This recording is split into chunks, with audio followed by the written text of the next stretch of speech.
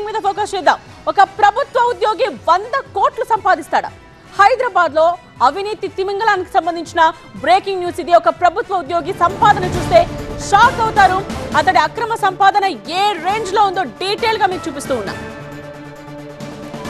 హైదరాబాద్ మల్లాపూర్ లో ఏసీబీ అధికారులు తనిఖీలు చేస్తూ ఉన్నారు. జలమండలి జనరల్ మేనేజర్ అనంత లక్ష్మి కుమార్ నివాసంపై దాడులు జరుగుతూ ఉన్నాయి. మార్కెట్ విలువ ప్రకారం కుమార్ ఆస్తుల విలువ 100 కోట్ల పైనే ఉన్నట్టు ఏసీబీ అధికారులు ప్రాథమికంగా అంచనాకొచ్చారు. ఇంట్లో కుప్పలుగా ఉన్న నోట్ల కట్టలు చూసి ఆశ్చర్యానికి గురయ్యారు. ఇంట్లో 1,10,00,000 రూపాయల నగదును గుర్తించారు. నగదు లెక్కింపుకు కౌంటింగ్ మెషిన్స్ ని కూడా వినియోగిస్తున్నారు. సుమారు కేజీ బంగారు ఆభరణాలు ఉన్నట్టుగా గుర్తించారు. హైదరాబాద్ లో గేటెడ్ కమ్యూనిటీలలో 3 ఫ్లాట్స్ 6 ఓపెన్ ప్లాట్స్ ఉన్నాయి. నిజామాబాద్ లో 3 ఎకరాల భూమి ఉంది. మల్లాపూర్ తో పాటు బంధువుల నివాసాల్లో సోదాలు కొనసాగుతూ ఉన్నాయి. హైదరాబాద్ సహా మొత్తం 8 ప్రాంతాల్లో ఏకకాలంలో సోదాలు నిర్వహిస్తున్నారు ఏసీబీ అధికారులు. ఏసీబీ డీఎస్పీ మజీద్ అలీ ఖాన్ ఆధ్వర్యంలో ఈ తనిఖీలు జరుగుతూ ఉన్నాయి.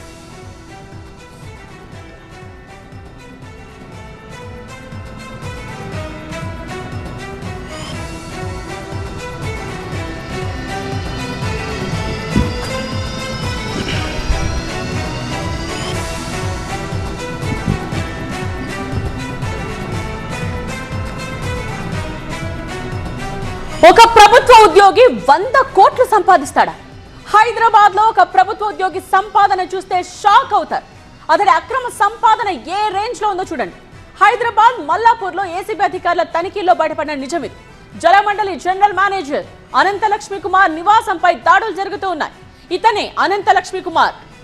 మార్కెట్ విలువ ప్రకారం కుమార్ ఆస్తుల విలువ ఎంతో తెలుసా? 100 కోట్ల పైనే ఉన్నట్టు ఏసీబీ అధికారులు ప్రాథమికంగా ఒక అంచనాకొచ్చారు. ఇంట్లో కుప్పలుగా ఉన్న నోట్ల కట్టలను చూసి షాక్ అయ్యారు.